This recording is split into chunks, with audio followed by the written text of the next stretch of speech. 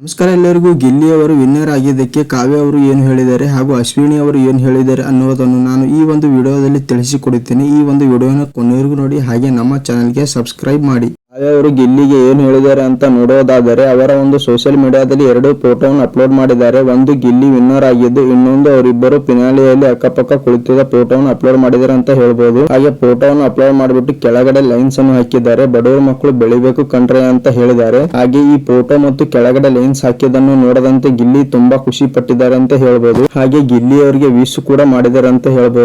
ಅವರು ಗಿಲ್ಲಿಗೆ ಸಪೋರ್ಟಿವ್ ಆಗಿ ಹೇಳಿದ್ದಾರೆ ಅಂತ ಹೇಳ್ಬೋದು. ಅಶ್ವಿನಿ ಅವರಿಗೆ ಟಾಂಟ್ ಕೊಟ್ಟಿರೋ ಹಾಗೆ ಇದೆ ಅಂತ ಹೇಳ್ಬೋದು. ಅಶ್ವಿನಿ ಅವರು ಗಿಲ್ಲಿ ಬಗ್ಗೆ ಏನ್ ಹೇಳಿದ್ದಾರೆ ಅಂದ್ರೆ, ಸ್ಟೇಜ್ ಬಳಿ ಇದ್ದಾಗ ವಿಶ್ ಮಾಡಿದ್ದರು ಮತ್ತು ಆಚೆ ಬಂದಾಗ ಕೂಡ ವಿಶ್ ಮಾಡಿದ್ದರು. ಈಗ ಎಲ್ಲಾ ಮೀಡಿಯಾದ ಮುಂದೆ ಗಿಲ್ಲಿ ಬಡವನೇನು ಅಂತ ಕೇಳುತ್ತಿದ್ದಾರೆ. ನಿಜವಾಗಲೂ ಬಡವರ ಮಕ್ಕಳು ಬೆಳಿಬೇಕು, ಆದ್ರೆ ಗಿಲ್ಲಿ ಬಡವನಲ್ಲ ಅಂತ ಹೇಳಿದ್ದಾರೆ ಅಂತ ಹೇಳ್ಬೋದು. ನಿಮಗೇನು ಅನಿಸುತ್ತೆ ಕಮೆಂಟ್ ಮಾಡಿ ತಿಳಿಸಿ. ಹಾಗೆ ಈ ಒಂದು ವಿಡಿಯೋನ ಕೊನೆವರೆಗೂ ನೋಡಿದಕ್ಕೆ ಧನ್ಯವಾದಗಳು.